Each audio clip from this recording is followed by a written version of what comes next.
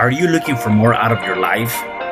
Do you need ideas on how to start new businesses and how to move forward in your own personal life? Well, guess what? You have come to the right radio show. At You Can Overcome Anything podcast show, you will learn and hear from many people from all walks of life who are sharing their challenges, their stories, the habits, and the mind shifts they had to overcome to become who they are today. On top, you will get a chance to connect and see how you can overcome anything by networking and learning about your next move through this radio show. I present to you our great speakers at You Can Overcome Anything podcast show with your host, Cesar Espino.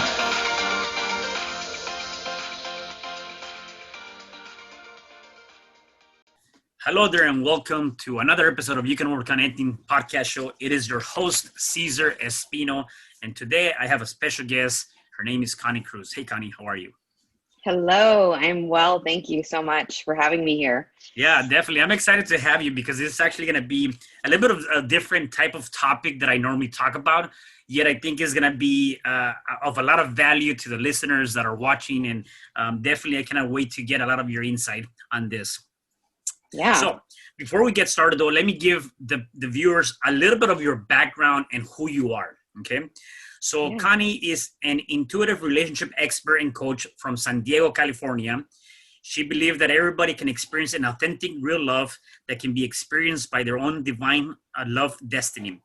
She is committed to creating conscious love relationships for successful women. As a master coach and as someone who grew up in a highly dysfunctional household, their formative years, she can help folks identify what is the root cause of their own romantic situations. Her holistic, tough, loved, and unconventional approach has given her an edge in this ever-changing world of love and relationship. Wow, that is amazing. I love that.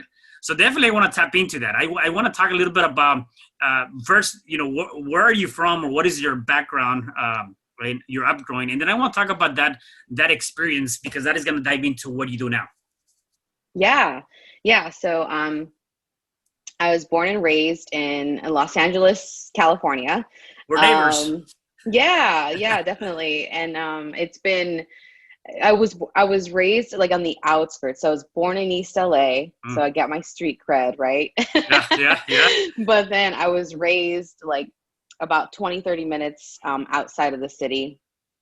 And I'm Mexican and Puerto Rican, and I grew up it was a very interesting dynamic. I had, I have a younger sister, and at one point I had 4 or 5 foster brothers and sisters. Oh, wow. And so, I was always the oldest one in the family. So I guess I really played a role in the upbringing of this whole entire family. And so from my formative years, like I just always had I don't want to say this, is like I've always had a very responsible role in the family, whether that was taking care of the toddlers, to dealing with the mental health of my siblings, because there was some who were suicidal, who were dealing with schizophrenia, who were dealing with runaway situations. We had one that he was what do you call those people that they like to set things on fire? It was like pyro. Yeah, I know what you're talking about. I'm not sure though. Yeah, right. Yeah, they like to blow up shit. That's what it is. Yeah. So I had a foster brother like that, and one night I was sleeping and I smelled the smell of gasoline, and I'm like, he had one of those those play airplanes that you actually have to put gasoline in. Yeah. And I was just like, something is off. And I actually caught him in the act of almost trying to set the house on fire. Actually never talked about that. Yeah. But it just kind of gives you a little insight of what I had to deal with. And I had a foster sister who would lock herself in the bathroom, and she would honestly try pretend she was gonna take her life, and that was really hard for, my parents were working. Mm. And so, managing all these personalities and managing my own personal mental health was like very challenging. And quite frankly, what brought a lot of my hypervigilance, because I didn't know who was going to pop off in the Mm-hmm. middle of the night or in the daytime. So um, that was a very interesting time, because I wanted to be a teenager, right? Because I feel like being a teenager is such a very interesting time, but at the same time, it's when you explore so many things about yourself. And I remember thinking to myself, like, I just want to go to a football game. I just want to go to a dance and be a normal kid. And I just knew that it was never normal, if Yeah. you will. Wow. Yeah, I gotta tell you that is definitely interesting, right? And I can only imagine like growing up in that kind of environment and dealing with all that, and then at the end of the day, I believe, right, and it, society has a specific aspect of minority, right? So being a sure. Latina and being in East LA and going through all of that, how do you get out of that stuff? How do you excel, and how did you end up getting to where you're at now? Well, here's the thing, like, for me, not only was I dealing with that inside of the family, but I was also dealing with, physical abuse from my father, and Mm. just like that was dealing with addiction, and having to manage not becoming, I want to say, like, just like a victim to these, and I was, and I think about it, and I had to make a very tough decision. And so around that time, my parents had gotten middle of a divorce, and from that moment on, I I was just dealing with the repercussions of, a breakup. So I had such a heavy dynamic of fighting and arguing, and I just remember saying to myself, like, I can't live under these circumstances. And I was also really afraid to leave, because here I am, a teenager. I'm in high school. Mm. It's my last year. I'm not even an adult technically, because you're not an adult till you're 18, right? But and Right. I have so much to say about that. But like, you really don't know what you don't know when you're 17 years old. But there was one thing that I was very clear about, and that was that I was not in a safe environment. And so I had to make a really tough decision to leave everything that I know and leave my comfort zone. However chaotic it was home for me. But it was, at that time, it was very, very tumultuous. And I just said to myself, like, anything is better than being here.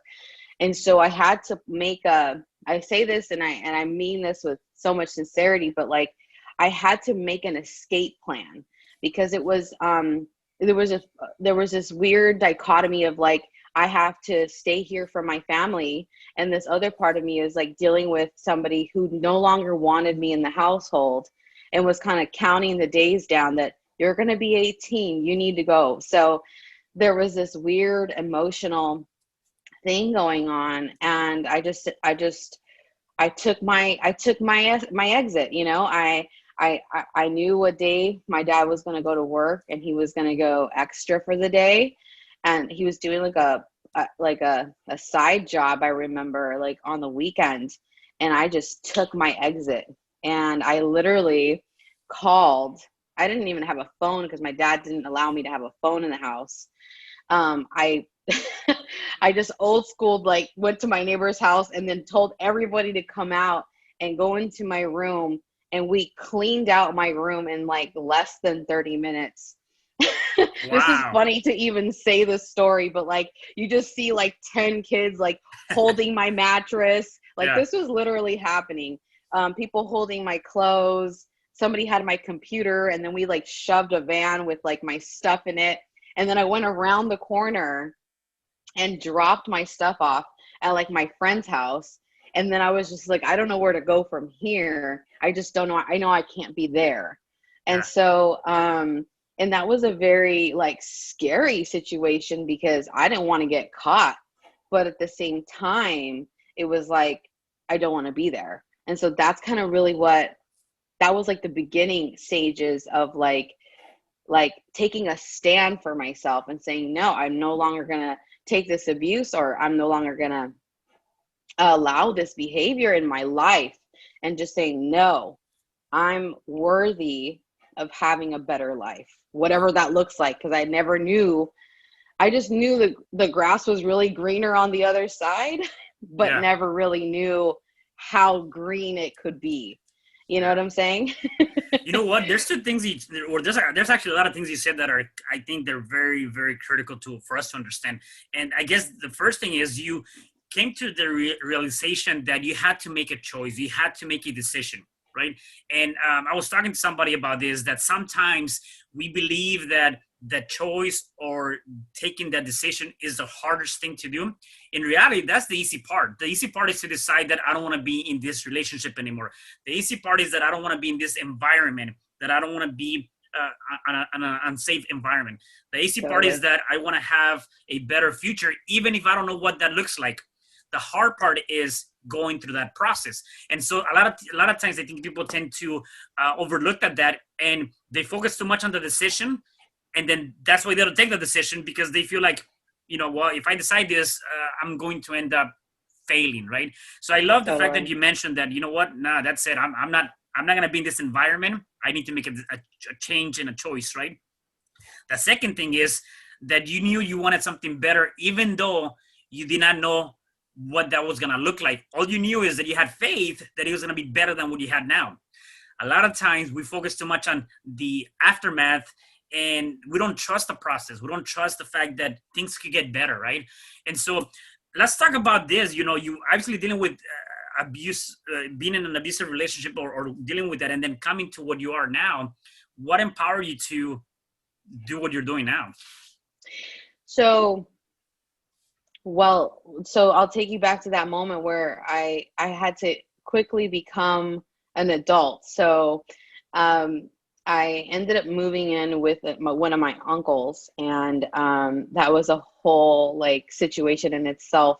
It was a lot. It wasn't an abusive, and it was not an abusive environment, um, but it was a place where I had love, and a place where I had food, and I had stability, and I could be a little bit more of myself.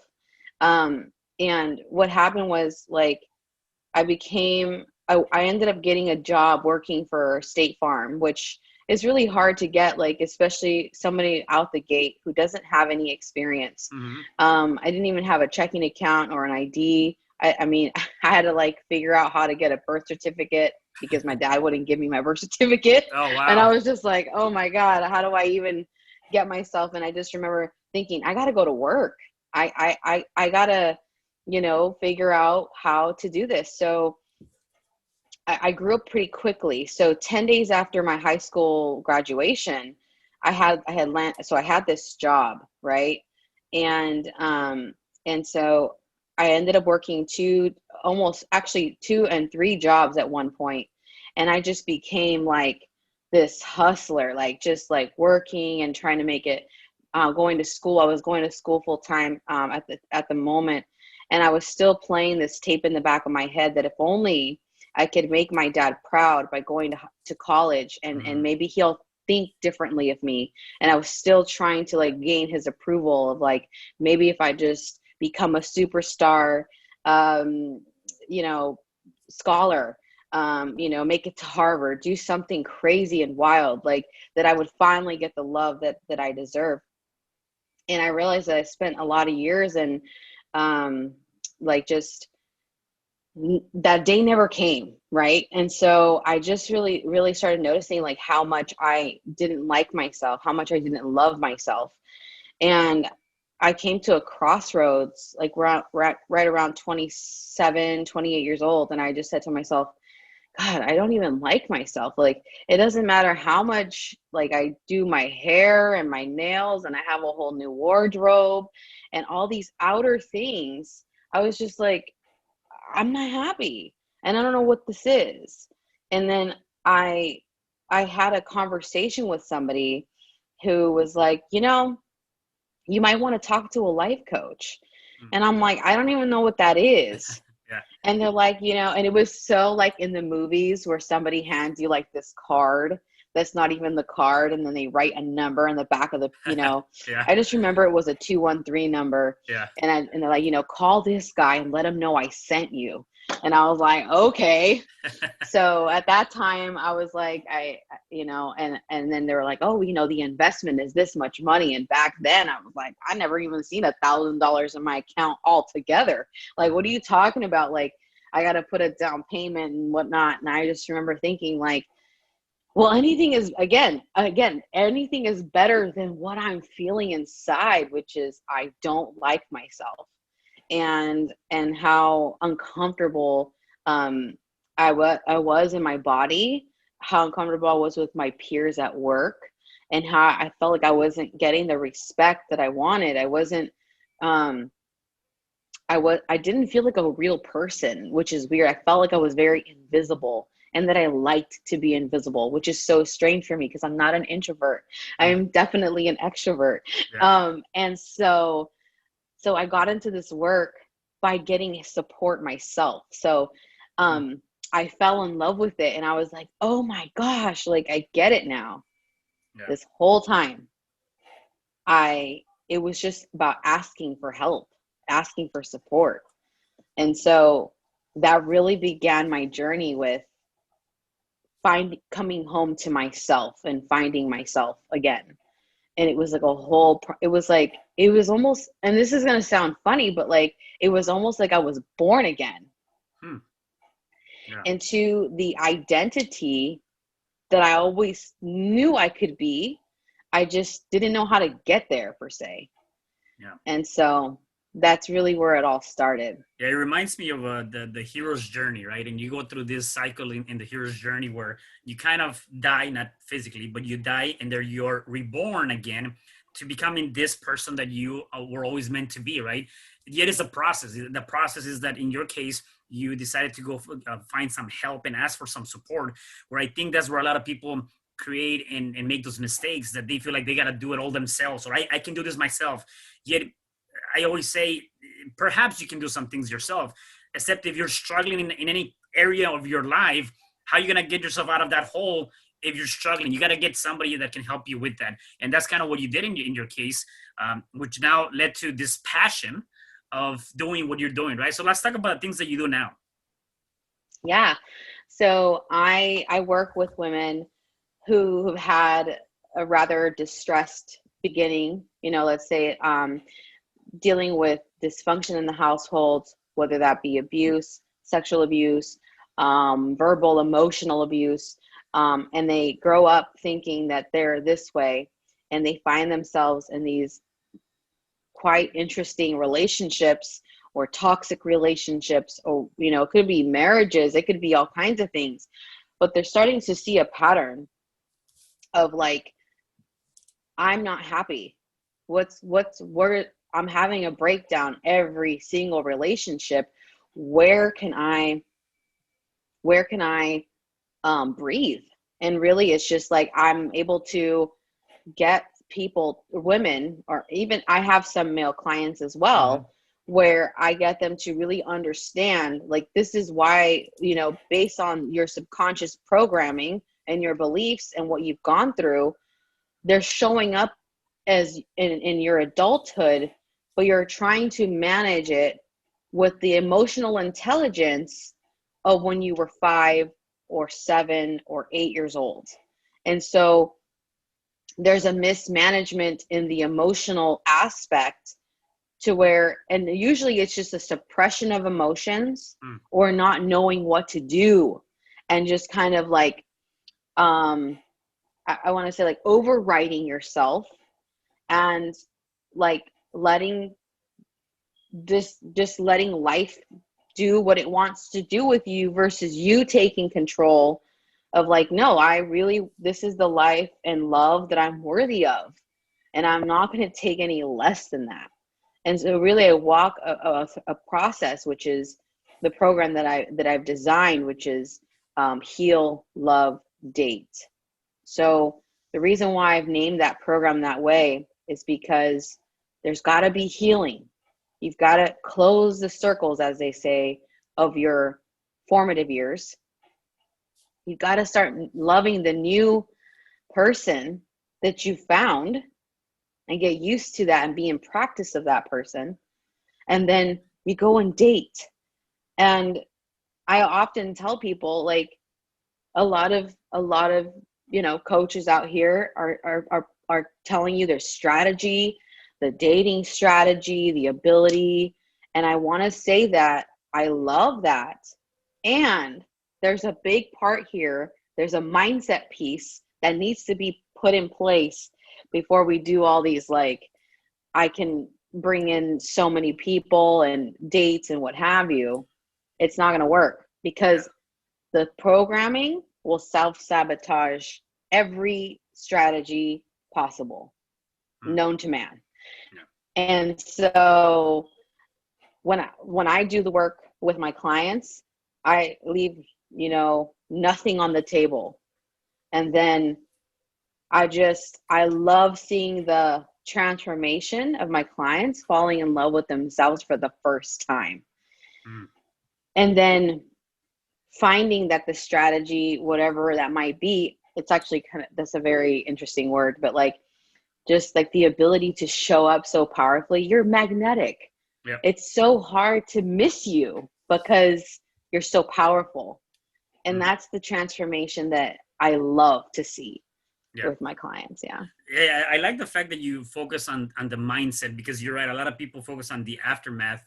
Yet you gotta, I like the program, Heal, Love, and Date. Because as you mentioned, the way our mind are wired, right? Between the ages of 1 and 7 is when the mind is more receptive to anything that's going on. So whatever might have taken place during those first 7 years of your life will determine the outcome of your future. And if you had, neglect, if you've been neglected, if you had abuse, if you had limiting beliefs, whatever happened during those first 7 years, if you don't heal that, which is what you talk about in the first part of your program, then you're not going to be able to find that comfort, that love, that things you're looking for in the long run. You got to be able to work on those things and work on that mind, the unconscious mind, right? And I love how, when you talk about that, because I think that is the basis of pretty much everything, and people don't see it that way. I know myself, I didn't see it many, many years ago, and I didn't think it was that critical, yet I made a lot of mistakes that I'm not proud of because of that, because of the beliefs, because of the things that I was thinking, right?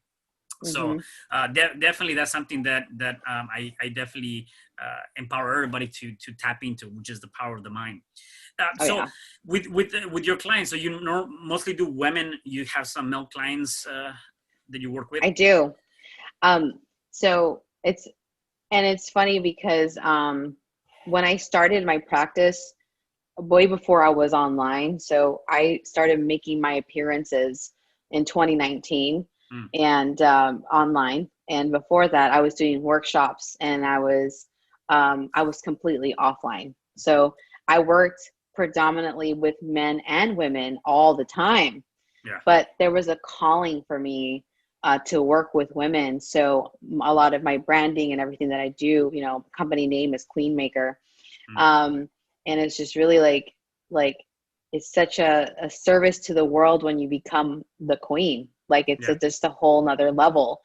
And it's such a magical process. But now I've had a lot of men come into my vicinity and are like, you know what, I love what you do. And I'd love to talk to you and see how I can get supported. And it's been so nice for me too, like, and so healing for me to really support men, because 10 years ago, or even longer, men were the enemy. They were not my friend. And so to be able to hold space for men is so, not only is it cathartic and powerful, it's just like, it's a blessing. I really see it that way. And in so many ways, I'm like, wow, like I was so much in my head here. And had I taken a moment to hear what men really go through, I was like, wow, I have mad respect. Like, I get it. Yeah, no, no, and that's good, and that's good, and that comes back to being able to be at peace with yourself and everybody else. And when you can find that peace within and with everybody else, man, things are gonna start flowing your way in a way that you cannot even imagine. At least that's my Oh, thought. yeah.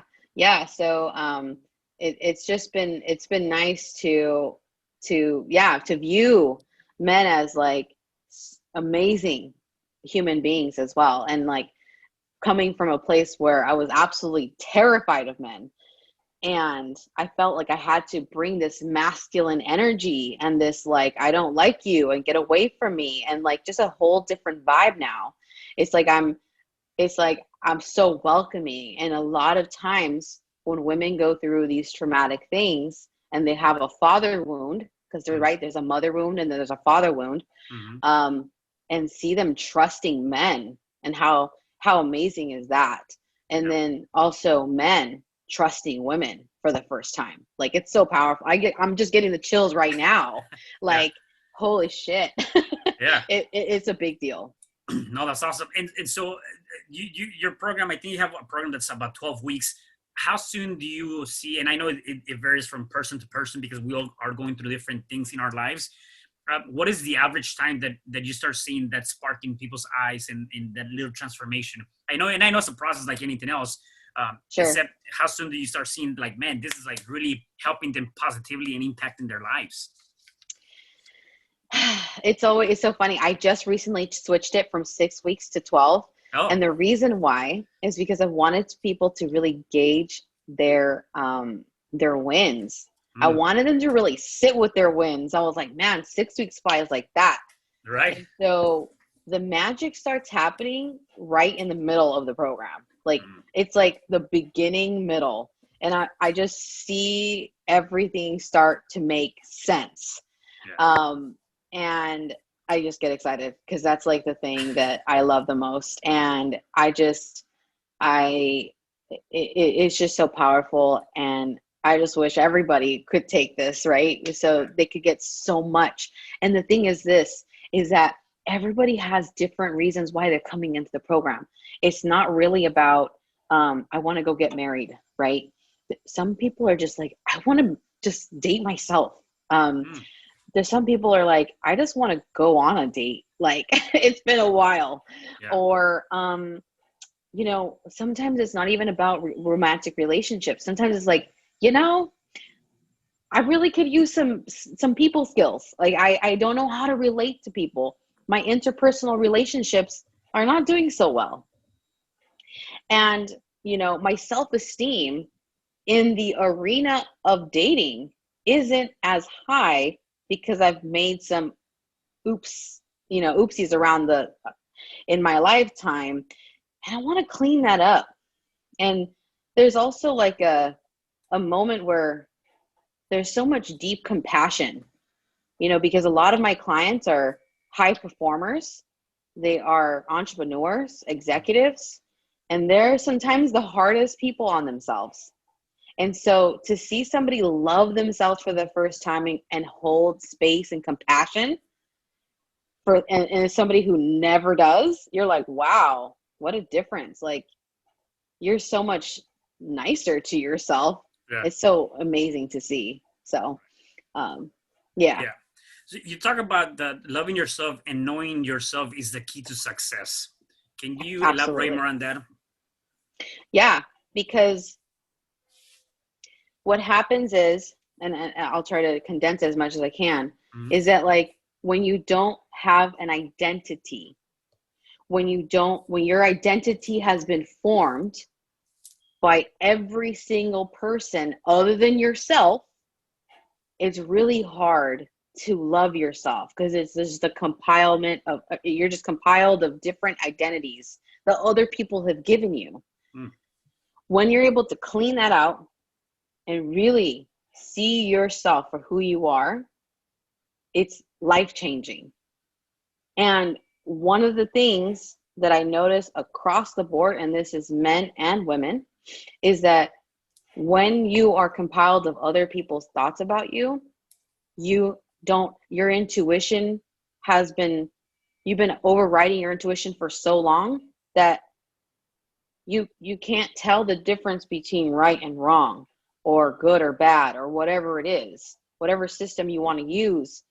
In the program, all of that goes out the window, and you start really knowing who you are, you know. And it's funny because I it's like there's in so many ways, it's kind of like when you're in business and you don't have a niche. It's the same thing. It's like, I don't know who I'm at. Where's your identity? Yeah. Well, you're talking to everybody, you're talking to nobody. But when you really get into yourself and you're like, oh my God, like, this is exactly what I'm going to do. It's so much clearer, isn't it? Yeah. It's like, wow, this is like so nice. I can just say this and it's going to work every single time. And it's the same thing. It's like, and then falling in love with the process and yourself. It's like you wake up with just a liveliness and a spark for life. You're ready to get out there and explore. And there's something so powerful about being grounded in that energy that, like, I can't even, it's just, you have to experience it for yourself to be able to,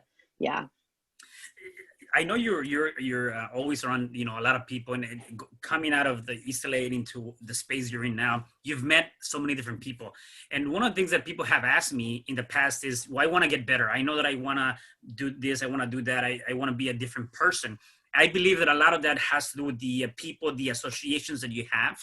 I also believe that that could also be in your own household. It could be family members, could be people, obviously with your experience and coming from an abusive or kind of unsafe environment in your household. How do you separate yourself, or how do you say, you know what, goodbye to that best friend that maybe it is a toxic best friend, or to your dad and mom and saying, you know what, I need space, we'll talk in 5 years or whatever, like, how do you start doing that and separate yourself and step into the space of my network is my net worth? Yes, this is so key. Okay, so, and I was actually just talking about this, like, I recently made myself I had an anniversary that came up, which was what I was narcissistic free for one whole year. Nice. And that was from any single person, whether that was a colleague, whether that was a family member, whether that was a friend. And it really is just a shedding of like all these beliefs and all these it's an awakening. Like, if I can say it, it's an awakening of like, I no longer feel good energetically when I'm with this person. And you get to the point in transformation where it's more uncomfortable to stay there with them than it is to move away. And that was one of the hardest things for me, because as you know, the entrepreneurial journey is already tough. And a lot of times you're by yourself. And so for me, like, I had the hardest time letting go of people who I'd known for 15, 20 years. And I was like, that's just my friend, they still live in the neighborhood. They're still, living their same life. And it felt, there was a comfort of like, I'll just go to her house real quick, I'll get some dinner and have a couple drinks, and, I'm not by myself anymore. But I let go again, made a decision that there's going to be some amazing people on the other side. And again, I didn't know how that was, because honestly, like, I had never met anybody who created massive wealth or massive success. They were always people up there, over there. They were never real to me. And so, or I always thought they were pretends, they were just not, they were not real. And then, naturally, I just started like becoming friends with some amazing people. And my best friend, Juliet, and she's had so much success in her life, and, holy crap, like 8 figures, like that's crazy. Right. And also, like, just, I have so many friends like that. And I really believe that it's because I started believing that I belong there, that I can take a seat at the table with other successful people. regardless if I'm Latina or not. Mm. I just knew like I knew. And I think it was me taking the believing I had the audacity. I have the audacity not only to be a queen, but I have the audacity to sit at the table and say, you know what? There's room for all of us. There's abundance for all of us. And again, it's mindset. And I that's was gonna say been, that definitely comes down to that belief system and changing the way you see things and just really focusing your mind into something that maybe even if you don't see it now, just having that faith and trusting that process, right? yeah. And like, and it wasn't easy because I remember a lot of the comments that I was getting along the way. So I had a very interesting college career, and I dropped out of college to become an entrepreneur. So that's another Mm. story. We'll probably have another Yeah, podcast part yeah, we're two. gonna have to come back. I just remember thinking to myself, like, I would live in like much nicer places than what my family was used to. I remember having a high standard. That's what it is. I just had a Mm. standard for myself. And I was like, you know what? Like, and I remember comments like, I'll never forget this comment. And it was like ingrained into my soul, but I knew that I could not believe it. And it was like, I was driving my family up to my new place. I was living in Pasadena at the time, and I get so lucky, I swear to you. Or maybe it's just the universe, but like I was driving my family up to my new place, and I had like one of those like 100-year-old like landmark craftsman style home. It was 3 bedrooms, 2 bath. It had a basement, and I just remember the joy I had to bring them to my house. Right, Yeah. the neighborhood was $1 million neighborhood, and I am like some girl from Los Angeles, but like I literally I brought them over, and as soon as we were parking in the driveway, my aunt said, she said, she called me by my middle name, which is Frances, and she's like, oh, Frances, I just know how you are. You've got champagne taste with beer income. And it was just to bring my Yeah. mentality down that, like, remember, Hmm. you're right here with us. Yeah. Don't forget where you came from. And it was like, and I was like, interesting you said that. I'm like, I don't believe what you say. And I remember saying this to her. I was like, cancel, cancel. I will not receive that. Yeah. And and I had a lot of, like, when I was starting my business, a lot of people are like, oh God, that's so hard to do. Like, you're not going to make money. I even had a life coach come up to me and they're like, listen, I'm going to let you know right now, like, you're lucky if you clear 20 grand a year doing life coaching. It's so hard in California to be a life coach. So be prepared to get poor before you become rich. And I just said, I don't receive that. Yeah. I literally said that on the phone call. And this is somebody who was seasoned. Hmm. And I'm like, I don't want to let anybody take away what I believe, which is that I am a 7-figure, that I can take this place, that I had such deep affirmation in my body. And that's what I could really attribute this to. There's nothing really else. It was just like, I'm very determined and I'm very stubborn. Yeah. So it's really hard, like, to like mentally flood me with either other ideas. When I set my heart to something or I set my mind to something, it's really hard to take me off track. Yeah, no, I love that. I gotta tell you, I love that, and that's two things there. When we talk about the programs and somehow we're talking about programs, but it's all relationship related, anyways. But at the end of the Yeah. day, there's that there's the programming that you do, your self programming, right? So you talk about affirmations. You're telling yourself certain things. So instead of telling yourself, "I'm dumb, I'm stupid, I'm this, I'm that," how about you be nice to yourself and said, I'm wealthy, I'm rich, I'm loved," whatever the case may be, right? And then you have the projected programs where people are talking to you. And I love what you did, where you're like, no, I'm not going to receive that, because we have to be able to do that. Like, if somebody's talking to you and giving you information that it does not align with your belief systems, with your values, you have to unconsciously tell yourself, fine, that's your opinion, not mine. I do not accept that. I'm not going to take that. And then that's one way to block that projected programs that are going into your brain.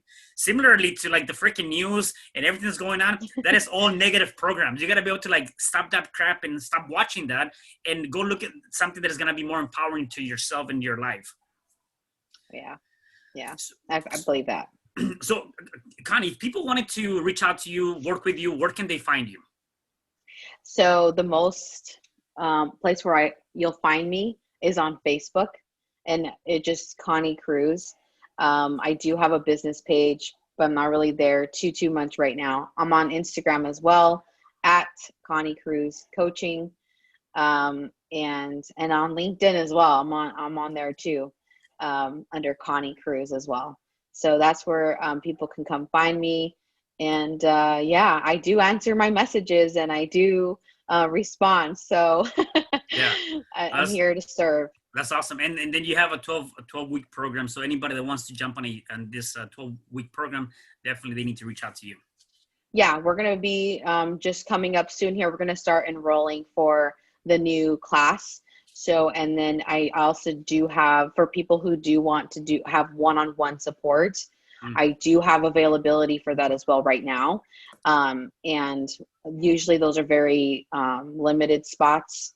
But yeah, if somebody wants to come and just, have a chat with me, just a very, conversational, to see where I can support you, we could do that. Yeah, cool. Absolutely. Awesome. I have two more questions for you. Number one is, what are the habits or things you do on a day-to-day basis to keep you in a positive mindset? So one of the things that I like to do is, this sounds woo-woo, but that's something I do. Yeah. So I have a bottle of Palo Santo, and I usually have a thing of sage. And what I do is I wake up in the morning and I clear the energy in my room. I open the windows and I allow sunlight, and this is just a thing. It's all like nature stuff. And I just reaffirm today is an amazing day. Like, that's just something I say. And I also say every morning, I say, good morning, America. I don't know why I do it. I just say it, but it just makes me happy to say good morning to the country, to the world. I really mean world when I say America, but, but it's just like reaffirming that I'm awake, that I'm blessed, and I'm highly favored. And that's just the mindset is that, good morning is like, I'm going to have a good morning. I'm affirming right there that I'm having a good morning. So that's awesome. And the last one is, for anyone that's watching this, listening to us, if they're going through any challenges in any sort of relationship, whatever capacity, what could be one advice or two that you can give them so they can start overcoming that challenge? Yeah. So one thing is, what I would say is, once you start to feel this level of suffering or uncomfortable, you're feeling this for a long period of time, I would ask the audience to just really sit with themselves and go like, is this what you really envisioned? Is this what you really want, to feel this way all the time? And if your answer is no, then there's more inquiry to be done. And the good news is you don't have to live that way. And you get to live a life that you affirm that you're going to have. And so if you're battling through a, toxic relationship, or you're battling through being single and alone, for the pandemic has done quite a number on a lot of people in the world. And just ask yourself, like, what are you available for? Like, put a stake in the ground and say, I'm now only available for, and then whatever, fill in that blank. And just using your words have power. And so that's what I would tell people. It's really, what are you available for? Speak it out into the universe, right? Ask and you shall receive. And absolutely. And we got to be careful as to what we're asking. Sometimes we're asking the wrong questions too, right? Yeah. That's one thing that I've heard too, is like, sometimes I was talking to a buddy of mine, and he was telling me, I'm hurting in this particular relationship, and he's like, and it's so hard to walk away though. Like I don't know how to walk away. I don't want to walk away, although he feels that is very toxic, right? So what do you do in that case? When you're in a toxic place, well, remember, it's back to like what has been comfortable, and it's the question of, are you willing to come out of your comfort zone, even for just a Mm, little bit? It could be a change of a word. It could be going from reacting a certain way to taking out that reaction, and like really sitting with, like being present to that information and saying, again, is this what you want? Because that doesn't lie. Your body doesn't lie to you. It'll tell you. You'll feel it in your body, like, oh, I don't want this anymore. And once you are honest with yourself, right? Because it's about being honest, radical honesty, as a matter of fact. Then you can move into a different space of, is this something that I'm contributing to? How am I responsible for this situation right here? And that sometimes is the hard part, because we want to look at the other person. They're the toxic one. Look what they're doing to me. Oh my gosh. But the truth is, we all have, it takes two to tango.